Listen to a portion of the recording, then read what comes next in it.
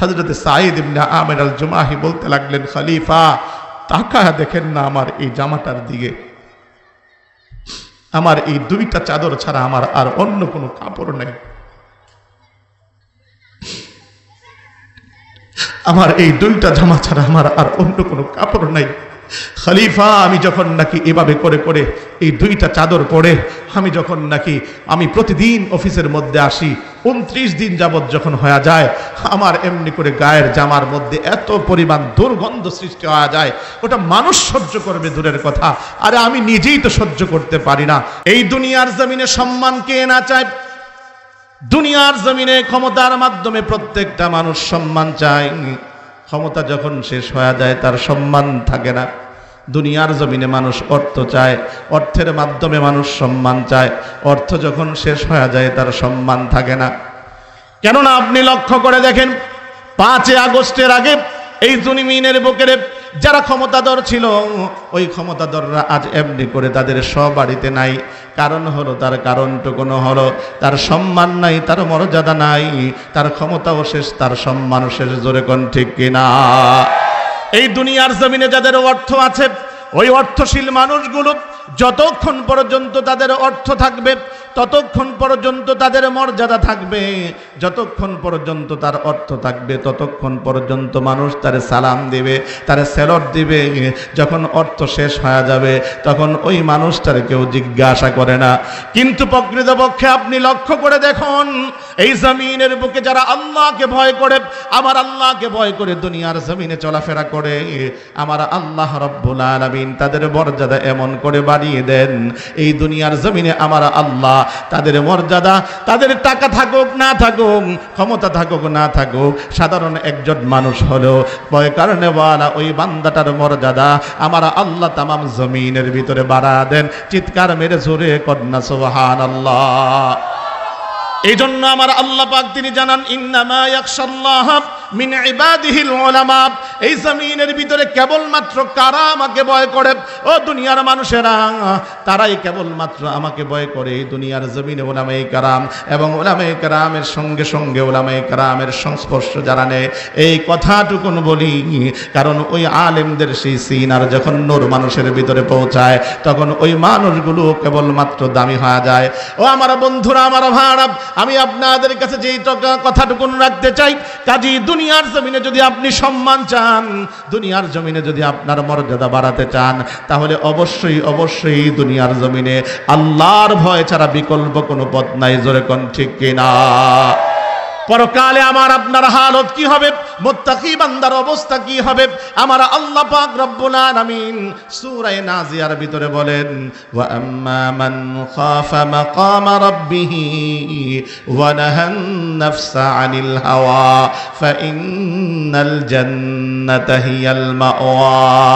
যে ব্যক্তি নাকি আমি আল্লাহর সামনে দাঁড়াতে হবে এই চিন্তা চেতনায়, যে ব্যক্তি নাকি গর্হিত কাজ থেকে বিরত থাকে, অন্যায় কাজ থেকে বিরত থাকে, আমি আল্লাহ রাব্বুল আলামিনের সামনে দাঁড়াতে হবে এই চিন্তা ভাবনায়, সমস্ত অন্যায় থেকে বিরত থাকে, আমি আল্লাহ তার জন্য জান্নাতুল মাওয়া প্রস্তুত করে রেখে দিয়েছি।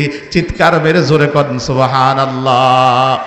আল্লাহ পাক রব্বুল আলামিন বলেন, ও দুনিয়ার মানুষেরা, তোমরা সফলতা খোঁজো কোথায়? অর্থের মধ্যে সফলতা না, না না। দুনিয়ার জমিনে সফলতা খোঁজো কোথায়? দালান কোঠা বাড়ি গাড়ির মধ্যে সফলতা না, না। দুনিয়ার জমিনে তুমি এমনি করে সফলতা খোঁজো কোথায়? তুমি ক্ষমতার মধ্যে সফলতা না, না না। বরঞ্চ সফলতা হলো সেই ব্যক্তি দুনিয়ার জমিনে সবচাইতে বড় সফল সে ব্যক্তি, চাই দিনমজুর হোক, চাই ঠেলাওয়ালা হোক, চাই রিস্কাওয়ালা হোক, চাই কৃষক হোক, চাই একজন সাধারণ দোকানদার হোক, আমার আল্লাহ বলেন সেই ব্যক্তি প্রকৃতপক্ষে সফল। আমার আল্লাহর ভাষায় আমার আল্লাহ বলেন, ফামান যুহজিহা আনিন নার ওয়া উদখিলাল জান্নাহ ওয়া উদখিলাল জান্নাতা ফাকাদ ফাজ। যে দুনিয়ার জমিন থেকে জাহান্নাম থেকে মুক্তি পেল, জান্নাতীদের কাতারে তার নামটা লেখাতে পারলো, আমার আল্লাহর ভাষায় প্রকৃতপক্ষে সেই হলো সফল। এই জন্য দুনিয়ার জমিনে সফলতা কেবলমাত্র আল্লাহর ভয়ের ভিতরে, দুনিয়ার আর কিছুর মধ্যে না। জোরে কোন ঠিক কিনা? আমার ভাই, আমার বন্ধুরা, এজন্য বলতে চাই, এই জমিনের বুকে যারা আল্লাহকে ভয় করে, সমস্ত গর্হিত কাজকে ছাড়ে, পরকালের ফিকির করে, আল্লাহ পাক রব্বুল আলামিন তাদেরকেই সফলতম ব্যক্তি বলেছেন। ও দোস্ত, এজন্য বলি, এই দুনিয়ার জমিনে আল্লাহকে ভয়, আল্লাহর ভয়টা স্থায়ী হবে কখন? চিরস্থায়ী হবে তখনই যখন পরকালের ফিকির বান্দার অন্তরে থাকবে, পরকালে আল্লাহর সামনে দাঁড়াতে হবে, সেই চিন্তা ভাবনা বান্দার অন্তরে থাকবে, তখনই বান্দাটা সফল হবে। হায় আমার বন্ধুরা, আমার আল্লাহ তারপরেই বলছেন যে অলতানজুর নাফসুম্মা কদ্দামাত লিগাদিন ওয়াত্তাকুল্লাহ। ও বান্দা, আমি আল্লাহকে ভয় করো, পাশাপাশি পরকালের জন্য কিছু প্রেরণ করো। হায় আমার বন্ধুরা, আমরা তো পরকাল বলেই গিয়েছি। আরে দোস্ত, এই জমিনের বুকে আজ আমরা তাকালে, আমরা যখন দুনিয়ার জমিনে তাকাই, দেখি তো হায় আমাদের হালত কেমন। আমাদের হালত হলো আমরা আজ দুনিয়া নিয়ে ব্যস্ত। আমাদের সকালেও দুনিয়া, দুপুরেও দুনিয়া, রাতেও দুনিয়া, প্রতিটা মুহূর্তে 24 ঘন্টা দুনিয়া আর দুনিয়া। আখিরাতের চিন্তা আমাদের নাই। আর দোস্ত, যারাই নাকি দুনিয়ার জমিনে বসে আখিরাতের চিন্তা করেছেন, তারাই দুনিয়ার জমিনে সফল। আজ দুনিয়ার জমিনে যারা দুনিয়া নিয়ে ব্যস্ত ছিল, তারা পরকালের যাত্রায় বিফল, তাদের জীবন ধ্বংস। আমি আপনাদের কাছে বলতে চাই দোস্ত, এজন্য বলি, এই দুনিয়ার মায়া অন্ততপক্ষে দিল থেকে সরাতে হবে। আর দুনিয়ার ব্যাপারে আপনি যে রঙিন স্বপ্ন দেখছেন, আজ দুনিয়া নিয়ে আজ বিভোর হয়ে আছেন, এই দুনিয়া কি? আমার আল্লাহ বলেন, দুনিয়ার মানুষ তোমরা শোনো, আমি আল্লাহ জানান দিচ্ছি, এই দুনিয়ার হায়াত নিয়ে তুমি বড় স্বপ্ন দেখো, তাই না? আমি আল্লাহ বলছি, আমাল হায়াতুদ দুনিয়া ইল্লা লাহবু ওয়াল ইল্লা আমাল হায়াতুদ দুনিয়া ইল্লা মাতাউল গুরুর। বান্দা, যে দুনিয়া নিয়ে স্বপ্ন দেখছো, দুনিয়ার হায়াত নিয়ে স্বপ্ন দেখছো, আরে বান্দা তুমি শোনো, এটা কেবলমাত্র ধোঁকা। আরে দোস্ত, আমার আল্লাহ তো তিনি জানিয়ে দিয়েছেন, দুনিয়ার মানুষেরা যে সম্পদ নিয়ে তুমি স্বপ্ন দেখো, যে সন্তান নিয়ে তুমি স্বপ্ন দেখো, এগুলো কেবলমাত্র ফিতনা। ইন্নামা আমওয়ালুকুম ওয়া আওলাদুকুম ফিতনা। আরে দুনিয়ার জমিনে তুমি যেই সন্তান নিয়ে গর্ব করো, দুনিয়ার জমিনে যেই এমনি করে সম্পদ নিয়ে গর্ব করো, এগুলো কেবলমাত্র ফিতনা। আরে দোস্ত, টাকা দেখেন না ধোঁকা। কেননা আজ যদি আপনি মরেন, কাল আপনার নাম নিশানা এই জমিনে থাকবে না। আজ রাতে আপনি মরেই তো দেখেন না, আপনার সন্তান বলবেন সরাও, আমার বাবার লাশ যদি গড়ে থাকে বাহিরে নাও। আমার এমনি করে আমার মধ্যে ভয় জাগে, বিবি বলবে সরাও, ঘর থেকে বের করো। আর যাদের জন্য দুনিয়ার জমিনে দালান কোঠা, বাড়ি গাড়ি, মিল ফ্যাক্টরি আজ করলেন, তারাই আজ আপনার সাথে প্রতারণা করলো। এজন্য বলি, এই দুনিয়ার হায়াত বড় ধোঁকা। এতটুকু না, আমার মালিক এভাবে করা বলেন, ওমা হাদিহিল হায়াতুদ দুনিয়া ইল্লা লাহবু ওয়া লাইব। আরে বান্দা, দুনিয়ার এই হায়াতটা পায়া তুই নিজের বড় কিছু মনে করস, তাই না? দুনিয়ার এই হায়াতটা আমি মালিকের কাছে খেলাচ্ছল্ল। এটা দোস্ত, ছোট্টকালে বিল থেকে মাটি আইনা আমি আপনি যখন নাকি এমনি করে সেই মাটি দিয়ে ছোট্ট ঘর বানিয়েছিলাম, ছোট্ট চুলা বানিয়েছিলাম, ওই চুলার মধ্যে আমি আপনি এমনি করে পাতা দিয়ে তরকারি বানিয়েছিলাম, বালি দিয়ে ভাত বানিয়ে সানাবাতি আর জোলাবাতি গড়িয়ে খেলেছিলাম। হায় সন্ধ্যা যখন গড়ায় আসছে, ওই মুহূর্তের মধ্যে বাবা ডাক দিছে আব্দুল্লাহ গড়ে আয়, মা ডাক দিছে আব্দুর রহমান গড়ে আয়। ও দোস্ত, সব কিছুকে ভেঙে চুরমার করে মা বাবার ডাকে সাড়া দিয়েছিলাম। হায়, এই কথাই আমার মালিক বোঝান, বান্দা, যে দুনিয়া নিয়ে তুমি স্বপ্ন দেখো, তাই না? এই দুনিয়া আমি মালিকের কাছে কিচ্ছু না। আরে আমি আর তুমি কি এই দুনিয়ার জমিনে? আরে কবি বড় সুন্দর করে বলেন, এই हम सब मुसाफिर है वही आखिर ठिकाना, कोई आगे रवाना है तो कोई पीछे रवाना। এই দুনিয়ার জমিনে আপনি আমি হলাম মুসাফির। এই দুনিয়ার জমিনে আসার তো বড় সিরিয়াল আছে, কিন্তু যাবার কোনো সিরিয়াল নাই। আরে টাকা দেখেন না, আসার ক্ষেত্রে আগে তো আসে দাদা, তারপরে আসে বাবা, তারপরে আসে বড় ভাই, তারপরে আসে ছোট্ট ভাই। হারে যাবার বেলায় এমন ঘটনা তো বইটা যায়, দাদার আগে নাতি চইলা যায়, নাতির লাশটা কাঁধের মধ্যে নিয়ে দাদা কাঁদতে কবরের দিকে যায়। আরে এমনও তো ঘটনা ঘটে, বাবার আগে সন্তান চইলা যায়, বাবা তার সন্তানের লাশটা কাঁধের মধ্যে নিতে এভাবে কান্নায় বুক বাসা দেয়। এটা দোস্ত আছে, যাদের এমনি করে সন্তান হারাইছে, তাদের কলিজার মধ্যে আগুন লাগছে। হায়, আমি আপনাদের কাছে বলি, তাদের কাছে জিজ্ঞাসা করেন এই দুনিয়াটা কি? আরে আমার মালিক তো বলেন, বান্দা, এই দুনিয়ার হায়াত তোমার কাছে তুমি বড় কিছু মনে করো, তুমি এই দুনিয়ার সাথে মন লাগা ফালাইছ। কবি বড় সুন্দর করে বলেন, জাগা জি লাগানে কে লিয়ে এ দুনিয়া নেহি হ্যায়, ইবারত যা হে তামাশা নেহি হে। আরে মন লাগানোর জায়গায় দুনিয়া না, মন লাগানোর জায়গায় দুনিয়া না। আয় আমার বন্ধু, আমার ভাই, আমার দোস্ত, আমার বাপ, আমি আপনার কাছে যে কথাটুকু বলে যেতে চাই, আমি আপনার সন্তান আসছি আপনাকে এই কথাগুলো দিলের ভিতরে ঢুকাবার জন্য। একটু দিলটাকে প্রস্তুত করেন না, একটু কথাগুলো শোনার চেষ্টা করেন না। আরে আমি মানুষ অযোগ্য, কিন্তু কোরআন হাদিসের কথাগুলো একটু দিলে ধারণ করার একটু চেষ্টা করেন না। আরে দুনিয়া নিয়ে আপনি স্বপ্ন দেখেন, তাই না?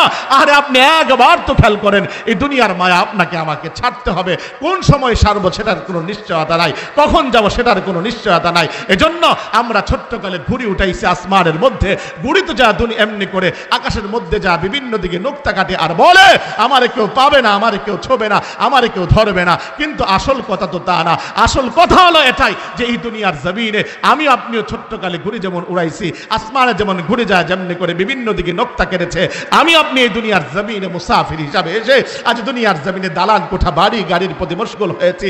পরকালের ফিকির আমার নাই। এটা আমার বাপ, আমার বন্ধু, আমার ভাই, খেয়াল করে দেখো না দোস্ত, আজ এমনি করে যখন নাকি সন্ধ্যাবেলা হয়েছে তখন নাটাই ধরে যখন টান দেওয়া হয়েছে, আসমানে আর ঘুড়িটা থাকতে পারে নাই। ঠিক তথাপি আমার মালিক বুঝান বান্দা যে দুনিয়া নিয়ে তুই স্বপ্ন দেখোস বান্দা, ওই আমি মালিক তোরে দুনিয়ার জমিনে সহলত দিয়েছি, কেবলমাত্র ছেড়েছি আরে পরকালে সঞ্চয় করবার জন্য, পরকালের ফিকির করার জন্য।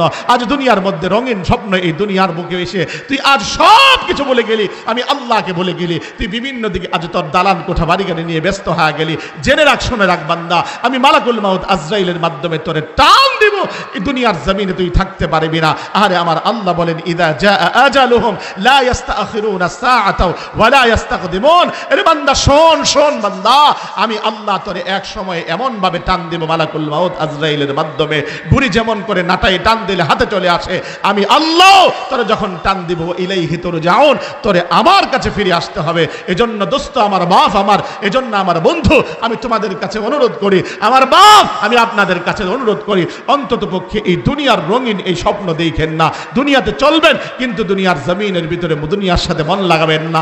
দুনিয়ার জমিনের সাথে স্বপ্ন দেখার লাভটা কি? আর এই দুনিয়ার জমিনে বাঁচতে চান, আরে বাঁচতে আজকে আপনি বলছেন এই কথা অর্থের জোরে আমি বেঁচে যাব, ক্ষমতার জোরে আমি বেঁচে যাব। আরে না না না, এই দুনিয়ার জমিন থেকে আরে যারা আপনার থেকে অর্থশালী ছিল, এই দুনিয়ার জমিনে ক্ষমতাশালী আপনার থেকে ছিল, আর দুনিয়ার জমিনে যদি বাঁচতে চাইতো বাঁচতে পারতো। ক্ষমতার বলে একমাত্র সেই ফিরাউন কারুন বাঁচতে পারে নাই। এই দুনিয়ার জমিনে যদি অর্থের মাধ্যমে কেউ বাঁচতে পারতো সেই কারণ অর্থে বাঁচতে পারে নাই। দোস্ত এই জন্য আমি আপনিও থাকতে পারবো না। এই জন্য অনুরোধ জানাই, আল্লাহর জন্য মেহেরবানি করা, দুনিয়ার দিকে মনটারে না লাগায়া আখিরাতের দিকে মন লাগান। আমার আল্লাহ এই কথা বলেন বান্দা ওয়াল তানজুর নাফসুম মা কদ্দামাত লিগাদিন ওয়াত্তাকুল্লাহ। আহা, পরকালের জন্য কিছু প্রেরণ তো করো, পরকালের জন্য কিছু প্রেরণ করো। যারা প্রেরণ করেছিলেন তারাই সফল হয়েছেন, যারা পরকালের ফিকির করেছেন দুনিয়ার জমিনে বসে তারাই সফল হয়েছেন। তাদের মাঝে একজন ব্যক্তির নাম হলো হযরত সাঈদ ইবনে আমির আল জুমাহি রাদিয়াল্লাহু তাআলা আনহু। গভীর মনোযোগ দিয়ে কথাগুলো শোনার চেষ্টা করেন। আল্লাহর নবীর এমন একজন সাহাবী যিনি নাকি হযরত ওমরকেও নসিহত করতেন, হযরত আবু বকরকেও নসিহত করতেন। কি নসিহত করতেন? ওমর রাষ্ট্র পরিচালনার দায়িত্বে গিয়েছেন, সাবধান হয়ে যান, যদি নাকি ব্যতিক্রম কোনো কিছু আপনি রাষ্ট্র পরিচালনার ক্ষেত্রে পরিচালনা করতে চান, আমার তরবারি আপনার সামনে, জোরে কোন সুবহানাল্লাহ। আমার বন্ধুরা, আমার ভাইরা, হযরত ওমর ইবনুল খাত্তাব তিনি এবার প্রস্তাব করলেন, ভাই সাঈদ, তাহলে আমি আপনার কাছেও প্রস্তাব রাখতে চাই, শোনেন। তাহলে আমিও, আপনি যেহেতু আমার সামনে কথা বললেন, আমি আপনারে কোনো এক দেশের গভর্নর বানাতে চাই, অর্থাৎ আমি আপনাকে সেই সিরিয়ার হিমসের গভর্নর হিসাবে আপনাকে নিযুক্ত করতে চাই। আরে দোস্ত, এই দুনিয়াদাররা আজ ভাববে এই কথা, যদি কাউকে এমনি করে এই ক্ষমতার পদ দেওয়া হয় সে তো বলবে আলহামদুলিল্লাহ, কিন্তু তিনি যেই কথাটুকুন বলেছেন আস্তাগফিরুল্লাহ, আমি এটা আমার দ্বারা সম্ভব না। পরিশেষে পিরাপিরি করে তিনাকে সেই দেশের গভর্নর বানা দিল। আরে পরকালের ফিকির যাদের সিনার ভিতরে ছিল তারা তো কখনো আমানতের খেয়ানত করতে পারে না। দোস্ত গভীর মন লাগায় কথাগুলো শোনার চেষ্টা করেন। হযরত সাঈদ ইবনে আমির আল জুমাহি যখন নাকি সেই দেশের গভর্নর, ঠিক ওই মুহূর্তের মধ্যে ওই দেশ থেকে একটা কাফেলা মদিনার বুকে আসছে। মদিনার বুকে যখন আসলো, এবার জিজ্ঞাসা করছে তোমাদের দেশের হালত কি? বলে চমৎকার আমাদের দেশের হালত, আমাদের দেশের অবস্থা বড় ভালো। বলে এবার একটা কাজ করো, যদি ভালো ওই দেশের ভিতরে যারা ফকির আছে, গরিব আছে, তাদের একটা তালিকা দাও, আমি সেই দেশের ভিতরে এখান থেকে বাইতুল মাল থেকে কিছু তাদের জন্য হাদিয়া উপটোকন প্রেরণ করব। আমার বন্ধুরা গভীর মন লাগা কথাগুলো বোঝার চেষ্টা করেন। যখন নাকি তালিকা পেশ করলো, ওই তালিকা পেশ করার পরে সর্বপ্রথম তালিকার ভিতরে যেই নামটা দেখা গেল সেই নামটা হলো সাঈদ। এবার হযরত ওমর জিজ্ঞাসা করলেন, সাঈদ আবার কে বলো তো দেখি? বলে এই সাঈদ তো সেই সাঈদ যাকে আপনি গভর্নর বানিয়ে আমাদের দেশে প্রেরণ করেছিলেন, জোরে কোন সুবহানাল্লাহ। আহা, হযরত ওমর বলতে লাগলেন, এক দেশের গভর্নর, সে আবার সেই দেশের মধ্যে সবচেয়ে বড় ফকির হয় নাকি? বলে হ্যাঁ, আমার দেশের গভর্নর, আমাদের দেশের গভর্নর আমাদের মধ্যে সবচেয়ে বড় ফকির। হযরত ওমর ইবনুল খাত্তাব রাদিয়াল্লাহু তাআলা আনহু তিনি আবার হারে বলতে লাগলেন, ভাই তাহলে তোমরা অপেক্ষা করো, আমি বাইতুল মাল থেকে আমি কিছু মাল তাকে প্রদান করব বিশেষভাবে, তোমরা তাকে নিয়ে এই সম্পদগুলো বিশেষভাবে দিবে হাদিয়া হিসাবে, আর বলবে তার সচ্ছলতার জিন্দেগি যেন সে যাপন করে। ও দোস্ত, যে কথাটুকুন এবার বলবো, এবার যখন নাকি সম্পদ দিলেন 1000 দিরহাম, তিনি এবার নিয়ে রওনা দিলেন সেই কাফেলা, বাড়িতে পৌঁছালেন তিনার। এবার যখন যে তিনার সামনে বসলেন, বসবার পরে এবার কোনটা হাদিয়াটা যখন তিনার হাতে তুলে দিলেন আর বলতে লাগলেন, খলিফা ওমর আপনাকে 1000 দিরহাম দিয়েছেন, এই দিয়ে আপনি যেন সচ্ছলতার জিন্দেগি যাপন করেন।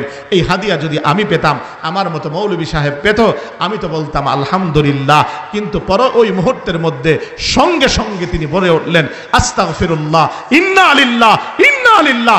এত বিকট সুরে তিনি যখন ইন্না লিল্লাহ বললেন, ঘর থেকে তিনার বিবি এবার তিনি হতভম্ব হয়ে এবার বলতে লাগলেন, কি হলো স্বামী, কি হয়েছে? আরে মদিনার সেই খলিফা ওমর কি ইন্তেকাল করেছেন নাকি? বলে না রে বিবি, তার চাইতে বড় দুঃসংবাদ আছে। বলে কি হয়েছে বলেন না? বলে তাহলে কি মদিনার থেকে সেই বিশাল কাফেলা যারা যুদ্ধের ময়দানে গিয়েছিল, তাদের মধ্যে অধিকতর সাহাবী ইন্তেকাল হয়েছে নাকি, শাহাদাত বরণ করেছে নাকি? বলে না রে বিবি, তার চাইতে বড় দুঃসংবাদ আছে। বলে তাহলে এটা কি হয়েছে বল না? বলো না। বলে বিবি রে, সবচেয়ে বড় দুঃসংবাদ হলো আজ আমার ঘরের ভিতরে খলিফাতুল মুসলিমিন হযরত ওমর দুনিয়াকে ঢুকিয়ে দিয়েছেন পরকালকে বিদায় করে। হযরতে খলিফাতুল মুসলিমিনের এই উপহার যখন তিনি পেয়েছেন, তিনি পাবার পরে তিনার বিবি বড় আনন্দিত।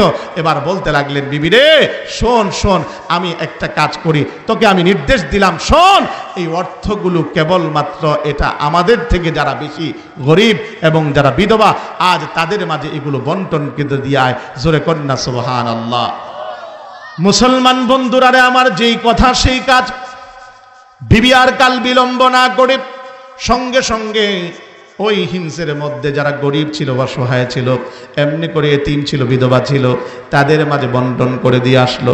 যখন বন্টন করে দিয়ে আসলো, এই কাফেলা যখন মদিনার বুকে গেল, মদিনার বুকে যাবার পরে এবার খলিফাতুল মুসলিমিন হযরত ওমর যখন জিজ্ঞাসা করলেন, বলো কি সেই অবস্থা, এমনি করে সাঈদের কাছে হাদিয়াটুকুন পৌঁছেছিলে কিনা? এবার ওই কাফেলা বলতে লাগলো, কার কাছে আমাদেরকে প্রেরণ করলেন? এই লোক তো কোনোদিন আমাদের মনে হয় না এই লোকটা মানুষ, বরঞ্চ এই লোকটা হলো একটা আস্ত ফেরেশতা। কয় কারণটা কি? কয় কারণ হলো এই লোকটার কাছে যখন নাকি আমরা হাদিয়াটুকুন দিলাম, এই লোকটা যেই জায়গায় বলবে আলহামদুলিল্লাহ, ওই জায়গার মধ্যে সে বলে ইন্না লিল্লাহ। শুধু এতটুকু না, আমরা হাদিয়া দেবার পরে আমাদের উপস্থিতির মাঝে তার ঘরের ভিতরে এই অর্থগুলো সে কাজে না লাগিয়ে সঙ্গে সঙ্গে এভাবে করে করে এলাকার লোকজনের মাঝে বন্টন করে দিল। সে বলতে লাগলো, তার চাইতে যারা অসচ্ছল, তার চাইতে যারা দুর্বল, তাদের কাছেই বন্টন করে দিলে আল্লাহর কাছে নাকি সে পাবে। খলিফাতুল মুসলিমিন হযরত ওমর তিনি আস্তে আস্তে করে কথাগুলো শুনে তৃপ্তির সঙ্গে তিনি কান্না করে দিলেন। যখনই কান্না করে দিলেন আর মনে মনে এই কথা বলতে লাগলেন, হায় রে নবীর সাহাবী, নবীর সংস্পর্শে এসে এবার দুনিয়ার জিন্দেগিটাকে কেমন করে পরিবর্তন করলেন। আল্লাহর নবীর সাহাবী খলিফাতুল মুসলিমিন হযরত ওমর তিনি সঙ্গে সঙ্গে ঘোষণা দিলেন, চলো আমি হিমসের দিকে যাব, আমি একটু সাঈদের সঙ্গে দেখা করতে চাই। এবার যখন তিনি রওনা দিলেন, খলিফা আসবে হিমসের মানুষগুলো শুনে আনন্দে আত্মহারা হয়ে সমস্ত মানুষগুলো সীমান্তবর্তী এলাকার মধ্যে জমা হয়ে গেল। আমার বন্ধুরা, আমার ভাইরা, যখনই নাকি তিনি হিমসে পৌঁছাবার পরে এবার খলিফাতুল মুসলিমিন হযরত ওমর এবার এলাকার লোকজনদের মাঝে এবার তার নবনিযুক্ত গভর্নরের ব্যাপারে তিনি জানতে চাবেন। যখনই জানতে চাইবেন, ঠিক এই মুহূর্তের মধ্যে তিনি জিজ্ঞাসা করছেন, এলাকার জনগণ বলো তো দেখি, তোমাদের মাঝে যেই নবনিযুক্ত গভর্নরকে আমি প্রেরণ করলাম, ওই গভর্নরের অবস্থাটা কি? তার ব্যাপারে তোমাদের কোনো অভিযোগ অনুযোগ আছে কিনা? আমার বন্ধুরা, আমার ভাইরা, যখন নাকি প্রশ্ন করল, সঙ্গে সঙ্গে একজন ব্যক্তি দাঁড়া গেল। এবার তার পরক্ষণই আরেকজন ব্যক্তি দাঁড়া গেল, তার পরক্ষণই আরেকজন ব্যক্তি দাঁড়ায় গেল, তার পরক্ষণই একজন ব্যক্তি দাঁড়ায় গেল, মোট 4 জন ব্যক্তি 4টা অভিযোগ নিয়ে যখন দাঁড়ায় গেল, হযরত ওমর ইবনুল খাত্তাব রাদিয়াল্লাহু তাআলা আনহু মনে মনে ভাবতে লাগলেন, হায় রে, যার প্রতি আমার এত সুধারণা ছিল, যার ব্যাপারে আমি এত নিষ্পাপ জানতাম, সেই এভাবে করে করে তার ব্যাপারে 4 জন অভিযোগকারী দাঁড়িয়েছে। হযরত ওমর ইবনুল খাত্তাব রাদিয়াল্লাহু তাআলা আনহু প্রথম অভিযোগকারীকে প্রশ্ন করে বলেন, ও ভাই, তুমি এবার বলো তোমার কি অভিযোগ? হযরত ওমর ইবনুল খাত্তাব রাদিয়াল্লাহু তাআলা আনহু যখন নাকি কথা বললেন, সঙ্গে সঙ্গে প্রথম অভিযোগকারী বলতে লাগলো, খলিফাতুল মুসলিমিন, তাহলে শুনেন, আমাদের নবনিযুক্ত গভর্নরের ব্যাপারে আমার প্রথম নাম্বার অভিযোগ হলো, সে অফিসের মধ্যে আমাদের আসে তো বটে, তবে মাঝে মাঝে একটু দেরি করে আসে। খলিফাতুল মুসলিমিন হযরত ওমর সঙ্গে সঙ্গে সাঈদকে দাঁড় করা দিলেন। সাঈদ, বলো কি জন্য তুমি এমনি করে অফিসের মধ্যে দেরি করে আসো? হযরত সাঈদ ইবনে আমির আল জুমাহি তিনি সঙ্গে সঙ্গে দাঁড়ালেন, দাঁড়িয়ে গাঁটটাকে নত করে এবার চোখের পানিগুলো আস্তে করে টপ টপ করে ছেড়ে দিলেন। হযরত সাঈদ ইবনে আমির আল জুমাহি বলতে লাগলেন, খলিফা, আমার ঘরের অবস্থা আজ পর্যন্ত কেউ জানে না, আমি চাইছিলাম না কাউকে জানাতে আমার ঘরের পরিস্থিতিটুকু। ও খলিফা, আপনি জেনে রাখেন, আমার ঘরের ভিতরে কোনো চাকর বাকর নাই, নকর নাই, বরঞ্চ আমার ঘরের সম্পূর্ণ কাজ আমি আমার বিবি করি। খলিফা জানেন না, মাঝে মাঝে সব সময় তো রুটি পাই না সকাল বেলার নাস্তা করার জন্য, সব সময় আমি আটা পাই না সকাল বেলার নাস্তা করার জন্য, মাঝে মাঝে যদি একটু আটা পাই তাহলে ওই আটাটুকুন এমনি করে খামির করে আমি আর আমার বিবি এমনি করে 2 জনে মিলে রুটি বানাই। সেই শক্ত আটার রুটিগুলো কেবলমাত্র খালি খেতে খেতে যতটুকু দেরি হয়, ওই দিনই কেবলমাত্র অফিসে আসতে দেরি হয়ে যায়। হায় দোস্ত, যাদের ঘরে এই খাবারের সংকট একজন খলিফা হবার পরে আজ তাদের হালত ছিল এমন, দুনিয়ার যাদের কোনো খবর নাই, আজ দুনিয়ার যদি খলিফা না, গভর্নর না, বরঞ্চ গভর্নরের যে পিএস হয়, আরে আমরা তাদের ব্যাপারে শুনেছি তাদেরও নাকি 400 কোটি টাকার তারা মালিক। কথা বলেন না কেন? আরো জোরে বলেন না কেন? তার মানে গভর্নর কত টাকার মালিক তা দেখলেই অনুমান করা যায়। এ দোস্ত, আমি আপনাদের কাছে বলি, আজ তিনার অবস্থা হলো সকালে রুটি মাঝে মাঝে পায়, প্রতিদিনও পায় না। ওই মানুষটা তিনি এবার দাঁড়িয়ে সমস্ত মানুষের সামনে, জনতার সামনে দাঁড়িয়ে এই কথা তিনি বললেন চোখের পানি ছেড়ে। হায়, তাদের হালত এমন ছিল, তারা খাবার ঠিক মতো পেতেন না। আরে আমার নবীর হালত তো আপনাদেরকে শোনাই, আমার নবীর অবস্থা তো এমন ছিল, আমার নবী মাঝে মাঝে ঘরের চুলায় আগুন থাকতো না। আরে এমন অবস্থা যেত যে আমার নবীর চুলার মধ্যে আগুন ধরতো না। আল্লাহর নবী, বিশ্ব নবী রাহমাতাল লিল আলামিন ক্ষুধার্ত অবস্থায় দিন যাপন করতেন। আরে অনেক মানুষ ময়দানে মাহশরে আমার আল্লাহর সামনে দাঁড়াবে, আমার আল্লাহ জিজ্ঞাসা করবেন, বান্দা দাসত্ব আর গোলামি কেন করো নাই? ওই মুহূর্তের মধ্যে সে বলতে চাবে, আল্লাহ আমি তো দুনিয়ার জমিনে অভাবী ছিলাম। আমার আল্লাহ সেদিন আমার নবীকে দাঁড় করা দিয়ে বলবেন, এ বান্দা, মিথ্যা বলো কেন, মিথ্যা বলো কেন? তুমি কি আমার হাবিব থেকে বেশি অভাবী ছিলে নাকি? আমার হাবিবের অবস্থা তো এমন ছিল, আমার হাবিবের ঘরের ভিতরে তো চুলায় আগুন ধরতো না। বান্দা, তুমি তো প্রতিদিন খাবার পেতে, কোনো না কোনো বেলায় তুমি খাবার হতো। আমার নবীর তো, আমার হাবিবের তো কোনো বেলায় খাবার জুটতো না। এটা দোস্ত আমার নবীর ঘরের হালত, আমার নবীর মেয়ের ঘরের হালত তো এমন ছিল। আজ তো দুনিয়ার এমপি মন্ত্রীদের হালত, তাদের সন্তানদেরকে অন্তত পক্ষে এমপি মন্ত্রী হতে পারলে এই জমিনে আর রাখে না, সেকেন্ড হোম করে তাদেরকে সেই বাংলার মধ্যে পাঠিয়ে দেয়, তাদেরকে এইভাবে করে অত্যাধুনিকভাবে তাদেরকে সেই জায়গার মধ্যে রাখে। আরে দোস্ত, তুমি জানো না, আমার নবীর কন্যা হযরতে ফাতেমা নিজ হস্তে কাজ করতেন। একদিন এসে এভাবে করে করে এসে আমার নবীকে বলতে লাগলেন, আব্বা আমার বড় কষ্ট হয় পানি উত্তোলন করতে, ও আব্বা আমার বড় চলতে বড় কষ্ট হয়, আমার ছোট্ট ছোট্ট সন্তান হাসান হোসেন তাদের জন্য এমনি করে আমার চলাফেরা করতে বড় কষ্ট হয়, একটা চাকর বা নকর দেন না। আল্লাহর নবী এবার ডেকে ডেকে বলতে লাগলেন, ফাতেমা আমি কোত্থেকে দেব বলো? আরে তো আমি এমন একজন শাসক না যে আমি তোমারে কিচ্ছু দিতে পারবো, মানে আমি পারবো না, তবে আমি তোমারে আমল দিয়ে দিলাম, যাও এই আমলগুলো তুমি করবে, আল্লাহ তোমার কাজ সহজ করে দিবেন। জোরে কোন সুবহানাল্লাহ। এর দোস্ত, তাদের হালত তো এমন ছিল, হযরতে ফাতেমা রাদিয়াল্লাহু তাআলা আনহা এত দরিদ্র, এত অসহায় ছিলেন। নবীজি যখন ইন্তেকাল করেন সেই মুহূর্তের মধ্যে হযরতে ফাতেমা রাদিয়াল্লাহু তাআলা আনহা, হযরতে আজরাইল যখন তিনি এসে গেলেন, ঘরের দরজার সামনে যখন যখন এসে সালাম জানাচ্ছিলেন, ঠিক ওই মুহূর্তের মধ্যে আমার নবীজি বলেন, মা রে যাও না একটু গেটটার মধ্যে, যে কে এসে সালাম জানায় ঘরে ঢুকবার জন্য পারমিশন চায়, দেখো না। ওই মুহূর্তের মধ্যে তিনি যখন গেটের দরজার সামনে দাঁড়ালেন, ঠিক তাকা দেখেন একজন মানুষ, তিনি চিৎকার মেরে আমার রাসূলের কাছে এসে পড়ে গেলেন। যখনই পড়ে গেলেন, ঠিক জিজ্ঞাসা করলেন, মা বলো না কে? আব্বা, আমি এমন একটা লোককে দরজার সামনে দেখতে পেলাম, যার পা হলো জমিনে, মাথা হলো আসমানে। আল্লাহর নবী এবার বলতে লাগলেন, মা সে আর কেউ নয় রে মা, সে হলো মালাকুল মাউত আজরাইল। ও মা, এবার হযরতে ফাতেমা চোখের পানি ছেড়ে কান্না করতে লাগলেন আর বলতে লাগলেন, বাবা কেন আসছে আজরাইল? বলেন না। আরে আপনি অসুস্থ, এই মুহূর্তে কেন আসছে? সে বুঝে আপনাকে নেবার জন্য এসেছে নাকি? বলে হ্যাঁ মা, হতেও পারে। আল্লাহর নবীকে এবার চোখের পানি ছেড়ে দিয়ে বলতে লাগলেন, মা ও বাবা আপনি শোনেন শোনেন, বাবা গো আপনি জানেন না, আপনি যদি দুনিয়ার জমিন থেকে বিদায় নিয়ে চলে যান, তাহলে আমি ফাতেমার ঘরটা কেমন করে চলবে? আব্বা আপনি জানেন আমার অভাবের সংসার, আমার অভাবের কতটুকু সংসার। হযরত আলী রাদিয়াল্লাহু তাআলা আনহু একদিন সকাল বেলায় তিনি যখন নাকি একদিন হাঁটছিলেন, আমার নবীজি তাকে দেখলেন, দেখবার পরে জিজ্ঞাসা করে, আলী এত সকাল বেলা হাঁটাচলা করছো কেন? বলে, ইয়া রাসূলুল্লাহ বলবো কি, আমার তো বড় লজ্জা লাগে, কারণ আপনার বিবিটা, আপনার কন্যাটা যে আমার ঘরের ভিতরে বিবি হিসাবে আছে, ওগো নবীজি জানেন না আমি এজন্য হাঁটছি সকাল বেলায়, পায়তারা করছি এমন করে, সকাল সকাল আমি পায়চারি করছি এজন্য যে, কারণ আমার ঘরের চুলার ভিতরে আগুন নাই, আরে আমার ঘরের ভিতরে রান্না নাই, আমার হাসান হোসেন কান্না করছে। আল্লাহর নবী বিশ্ব নবী রাহমাতাল লিল আলামিন ওই মুহূর্তের মধ্যে বলতে লাগলেন, আলী আমি একজন যে এমন দেশের গভর্নর, আমি একজন যে এই দেশের প্রেসিডেন্ট, আমি যে তোমারে কিছু দেব সেটা আমার দেওয়ার মতো আমারও তৌফিক নাই। তবে শোনো শোনো আলী, ওই যে তুমি দেখতে পাও খেজুর গাছ, ওই খেজুর গাছকে যে বলো আমি রাসূলুল্লাহ বলেছি কিছু খেজুর দেওয়ার জন্য। হযরত আলী রাদিয়াল্লাহু তাআলা আনহু শক্ত ঈমানদার ছিলেন, তিনি আবার তাকা দেখেন ওই খেজুর গাছের ভিতরে খেজুর থাকবে তো দূরের কথা, একটা কাঁচা পাতাও পর্যন্ত নাই। তিনি এবার যে বলতে লাগলেন, ও খেজুর গাছ, রাসূলুল্লাহ আমাকে বলেছেন আমাকে খেজুর দেওয়ার জন্য, কাজে তুমি খেজুর দাও। ওই মুহূর্তের মধ্যে সঙ্গে সঙ্গে ওই খেজুর গাছ থেকে হযরত আলী বলেন, কাঁচা পাকা খেজুর পড়তে বিন্দু পরিমাণ সময় নেয় নাই। সুবহানাল্লাহ।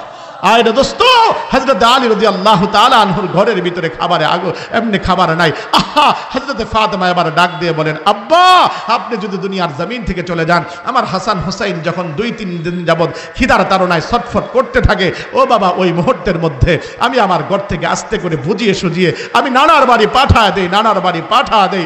যখন নাকি আমার হাসান হোসেন আপনার সেই নূরানি চেহারাখানা দেখে বাবা, ওই মুহূর্তের মধ্যে সঙ্গে সঙ্গে আমার হাসান হোসেনের 2-3 দিনের খাবারের তাড়নার খিদার তাড়না মিটে যায়। এটা দোস্ত আমার নবীর চেহারার মধ্যে এমন রব আমার আল্লাহ দিয়েছিলেন। আরে বেঈমান দেখলে ভয় পেত, আরে এমনি করে রাসূলের সাহাবারা দেখলে অন্তর ঠান্ডা হয়ে যাইতো, খিদার তাড়না মিটে যাইতো। হায় আমার বন্ধুরা, আমার ভাইরা, আমার আল্লাহ সেদিন দাঁড় করা দিবেন, এ বান্দা দুনিয়ার জমিনে তুমি অভাবী ছিলা, অনাহারী ছিলা, আমার নবীর থেকে বেশি ছিল না। এজন্য আমি আপনাদের কাছে যেই কথাটা বলতে চাই সেই কথাটুকুন হলো, আমার নবীর সাহাবী হযরত সাঈদ ইবনে আমির আল জুওয়াহি রাদিয়াল্লাহু তাআলা আনহু বলেন, খলিফা আমার ঘরের ভিতরে তো খাবার থাকে না, সকালের নাস্তা থাকে না, আমি আর আমার বিবি মিলে যেদিন একটু নাস্তা পাই, যেদিন বানাই সেদিন তো আমাদের একটু দেরি হয়ে যায়। আমার বন্ধুরা গভীর মনে খেয়াল করবেন। এবার দ্বিতীয় নাম্বার ব্যক্তিকে এবার খলিফা জিজ্ঞাসা করলেন, বলো তোমার কি অভিযোগ আছে? এবার দ্বিতীয় নাম্বার ব্যক্তি বলতে লাগলো, খলিফা আপনার নবনিযুক্ত সেই গভর্নর আমাদের অফিসে আসে তো প্রতিদিন, তবে মাঝে মাঝে মাসে একদিন অধিকতর সময় নিয়ে দুপুর করে আসে। এবার তিনি ডাক দিয়ে বলেন, সাঈদ বলো তুমি কেন দেরি করে আসো? হায় আমার বন্ধুরা, আমার ভাইয়ারা, যখনই এই প্রশ্ন করলেন হযরত সাঈদ ইবনে আমির আল জুমাহি বলতে লাগলেন, খলিফা তাকায়া দেখেন না আমার এই জামাটার দিকে, আমার এই 2টা চাদর ছাড়া আমার আর অন্য কোনো কাপড় নেই, আমার এই 2টা জামা ছাড়া আমার আর অন্য কোনো কাপড় নাই।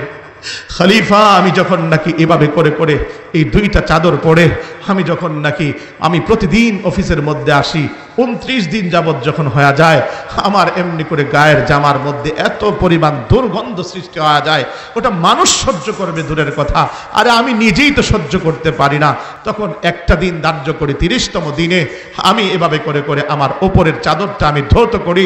যখন ধৌত করি, আহা ওই চাদরটাকে এবার নিচে পরিধান করি, তারপরে নিচের চাদরটা আমি এভাবে করে করে আবার সেটাকে ধৌত করি, সেটাকে আবার যখন শুকায় সেটাকে আমি উপরে পরিধান করে তারপরে আমি অফিসে আসি। সেই কাপড়গুলো শুকাতে মোটামুটি দুপুর হয়ে যায়, এই জন্য আমার দেরি হয়ে যায়। হায় আমার নওজোয়ান যুবক, আমার বন্ধু, আমার ভাই, আমি তোমাদেরকে বলি বন্ধু, আজ জামা কাপড়ের অভাব নাই, আজ আমার বাপ, আজ জামা কাপড়ের অভাব নাই, কিন্তু মসজিদে যাওয়ার সময় তোমার হয় না। দোস্ত, আজ যখন ইমাম সাহেব জিজ্ঞাসা করে নামাজ পড়লি না কেন, তখন তুমি উত্তর করে বলো এই কথা, আহা আমার প্যান্টের অবস্থা ভালো ছিল না, প্রস্রাব করে নষ্ট করা দিছি। আরে কপাল পড়া যুবক, কপাল পড়েছে। আমি বলি দোস্ত, আজ দুনিয়ার জমিনে এত বড় নিয়ামত আমার আল্লাহ তোমারে খাওয়ার তৌফিক দিয়েছেন, আমার আল্লাহ তোমারে পরার জামার সেই তৌফিক দিয়েছেন, কেন দোস্ত তুমি পড়ো না? আমার মালিকের সেজদাটা তুমি কেন দাও না? আরে তুমি মালিকের সাথে রাগটা করলা কেন বলো? হায় হায়, তোমার জামার অভাব নাই। আর নবীর সাহাবীদের হালত তো শোনো। হযরত তালহা রাদিয়াল্লাহু তাআলা আনহু প্রতিনিয়ত ফজরের সময় তিনি তাড়াতাড়ি করে নামাজ পড়ে দেরি করে আসেন, তাড়াতাড়ি চলে যান। আহারে সাহাবীরা আমার নবীকে অভিযোগ করে, ইয়া রাসূলুল্লাহ, আপনার প্রিয়তম সাহাবী তালহা প্রতিদিন সকাল বেলায় এভাবে করে করে তাড়াতাড়ি আসে, ফজরের নামাজ পড়ে ওগো নবীজি আবার তাড়াতাড়ি করে চলে যায়। ওগো নবীজি আপনি তার একটা সমাধান করেন। আল্লাহর নবী বিশ্ব নবী রাহমাতাল লিল আলামিন তিনি আবার তালহাকে ডাকলেন, তালহা বলো, তুমি প্রতিনিয়ত এমনি করে সকালে ফজরের নামাজের ক্ষেত্রে তুমি এভাবে করে শেষ সময়ে আসো, তাড়াতাড়ি কেন চলে যাও? হযরত তালহা এবার চোখের পানি ছেড়ে দিয়ে বলতে লাগলেন, ইয়া রাসূলুল্লাহ, ওগো নবীজি ঘরের কথা কিভাবে বলি? ওগো নবীজি 4 ওয়াক্ত নামাজের মোটামুটি লম্বা সময় থাকে, কিন্তু ফজরের ওয়াক্তের সময় তো বেশি সময় থাকে না। নবী গো, যেই মুহূর্তে আমি আসি ঘর থেকে, আমার ঘরের মধ্যে চাদর কেবল মাত্র একটা, 2 জনের, অর্থাৎ স্বামী আর স্ত্রীর আমাদের গায়ের চাদর কেবল মাত্র একটা। ওগো নবীজি যখন ঘর থেকে আসি, ওই মুহূর্তে আমার স্ত্রীকে একটা ঘরের ভিতরে আমি এভাবে করে রেখে আসি, যাতে করে এভাবে করে আমি আমার মসজিদের মধ্যে এসে নামাজটুকুন আদায় করে আমি সঙ্গে সঙ্গে আবার ঘরের মধ্যে যখন ফিরি, ওই মুহূর্তের মধ্যে আমার বিবি এভাবে ওই চাদরটা পরিধান করে আমি আবার সেই গর্তের ভিতরে বসে যাই। ওই মুহূর্তের মধ্যে আমার বিবি আবার আমনে করে নামাজ আদায় করে। ও নবী, এই জন্য আমার তাড়াহুড়া করে আসতে হয়, আবার দেরি করে আসি, তাড়াহুড়া করে চলে যাই। হায় রে আমার বাপ, আমি বলি আজ জামা কাপড় আল্লাহ এত বড় নিয়ামত দিয়েছেন, এত সুন্দর সুন্দর জামা কাপড়, এত দোস্ত তোমার এত কাপড়, কিন্তু তুমি নামাজ পড়ার তুমি সময় পাও না, নামাজের সাথে তোমার সম্পৃক্ততা নাই। আমি বলি তো অন্তত পক্ষে এই কথা, আমার মালিকের শুকরিয়াটা আদায় করো। এই দুনিয়ার জমিনের ভিতরে আমার আল্লাহ তোমারে আমারে বড় ভালো রেখেছেন।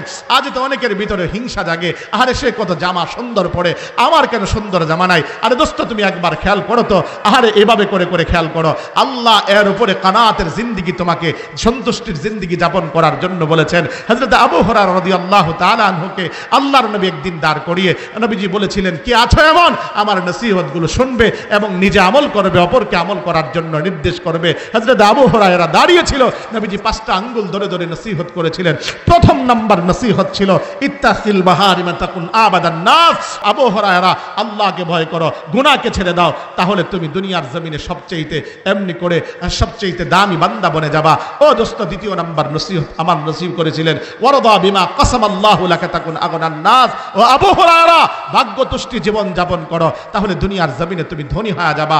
আজ অনেকে এমন আছে, অন্যের কাপড় দেখলে এভাবে তার কষ্ট লাগে, অন্যের বাড়ি দেখলে আমার নিজের কষ্ট লাগে, অন্যের গাড়ি দেখলে নিজের অন্তরের ভিতরে কষ্ট লাগে। আমি বলি ওষুধ রাসূলুল্লাহ দিয়ে গিয়েছেন, আমার রাসূল এই কথা বলেছেন, উনজুর ইলা মা আসফালা মিনকুম উম্মাত। তাহলে ভালোভাবে শুনে রেখো, তোমার অন্তরের ভিতরে জ্বালাপালা যদি শুরু হয়ে যায়, তখন তুমি অন্য ব্যক্তির দিকে তাকাবা যারা তোমার অধস্তনে আছে। তুমি দালানে থাকো, বিল্ডিং এর মধ্যে থাকো, তুমি এমনি ঝুপড়ি ঘরের দিকে তাকাবা, তোমার অন্তরের চিকিৎসা হয়ে যাবে। তুমি এভাবে করে করে এমনি করে অটোতে চলো, তুমি এমনি করে সিএনজিতে চলো, যে ব্যক্তি রিক্সা চালায় তার দিকে তাকা দেখো, ওই মুহূর্তে তোমার অন্তরের চিকিৎসা হয়ে যাবে। এর দোস্ত, আমরা তো রাত্রিবেলা ঘোরাফেরা করি, যখন ঢাকার ভিতরে দিয়ে ঘুরি তখন আমার মালিকের শুকরিয়া এমনভাবে আদায় করি যা অন্য সময় আদায় করা হয় না। আহারে রাত্র 2টা 3টা বাজে দেখলে দেখা যায়, আহারে ওই মুহূর্তের মধ্যে এই শীত কনকনে শীতের মধ্যেও এমন অনেক মানুষ আছে যাদের বাড়ি নাই, যাদের ঘর নাই, রাস্তায় শায়িত, রাস্তায় শায়িত।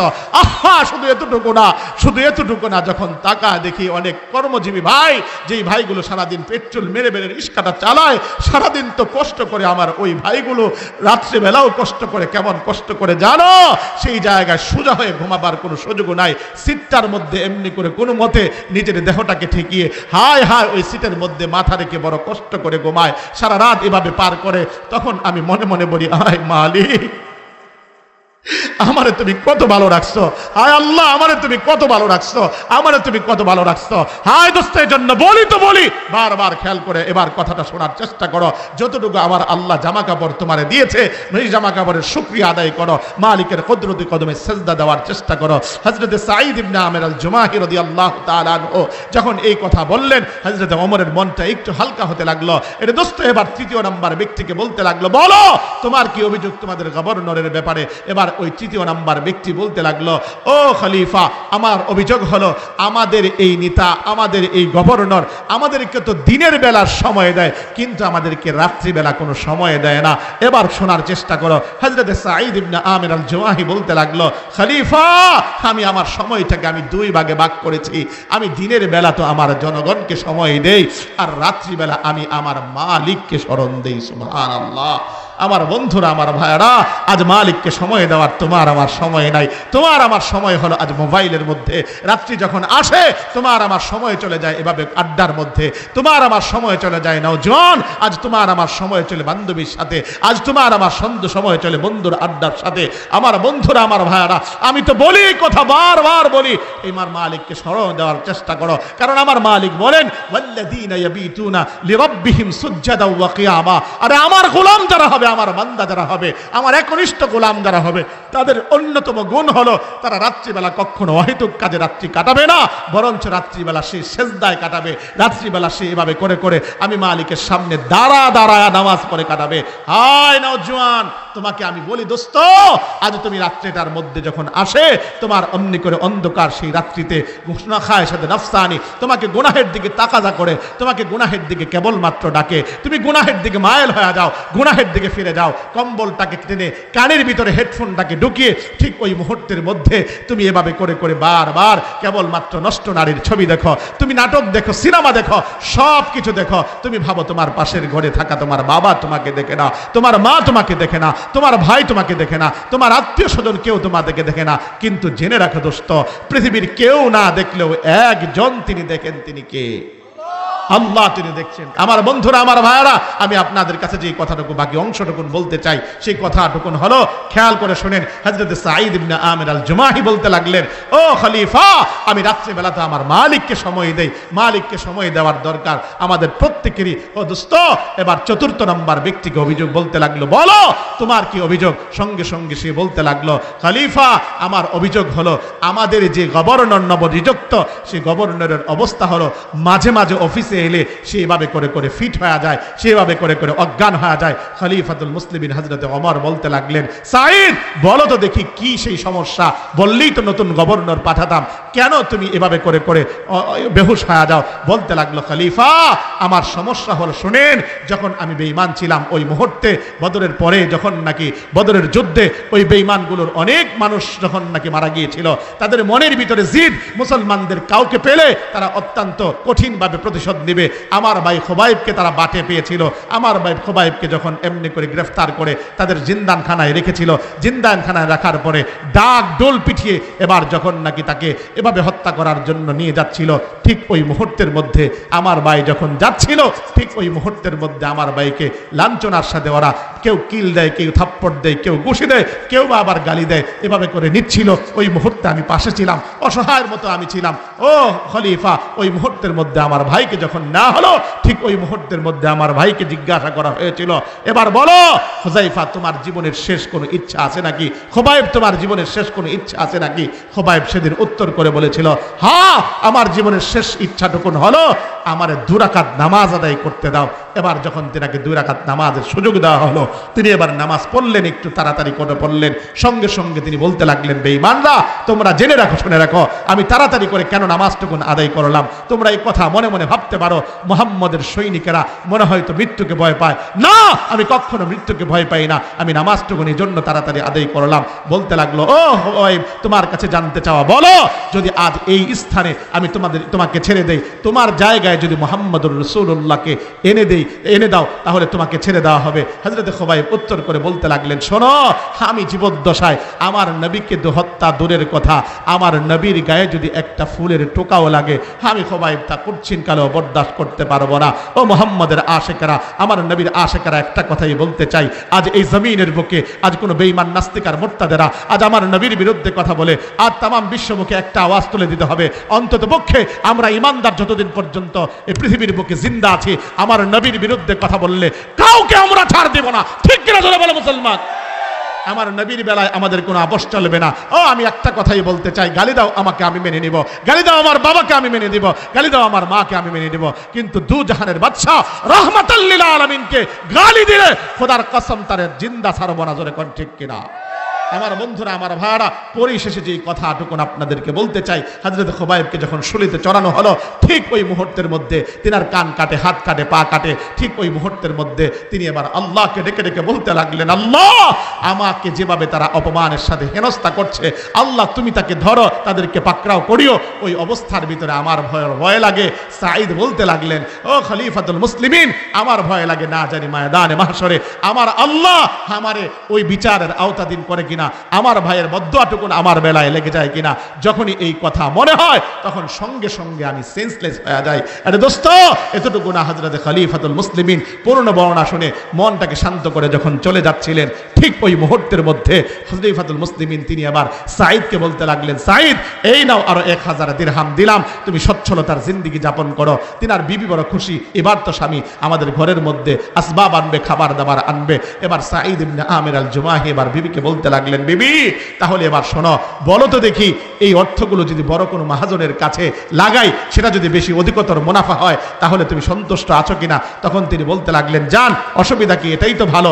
বলতে লাগলেন, তাহলে একটা কাজ করো, এগুলো আল্লাহর রাস্তায় দান করে দাও। জোরে কোন সুবহানাল্লাহ। কারণ হলো তাদের পরকালের ফিকির ছিল। আমার আল্লাহ বলেন, ওমা তুনফিকু ফি সাবিলিল্লাহ ইউফা ইলাইহিম ওয়া আনতুম লা তুজলামুন, যা দিবা বান্দা পরকালের ব্যাংকে তোমার জমা থাকবে। এজন্য দোস্ত, আমার আল্লাহ তিনি এই কথাই বলেন, ওয়াল তানজুরু নাফসুম মা কদ্দামাত লিগাদি ওয়াত্তাকুল্লাহ। এরে বান্দা, পরকালে যাবা তো যাবা, পরকালের ফিকির করো, পরকালের জন্য কিছু প্রেরণ করো।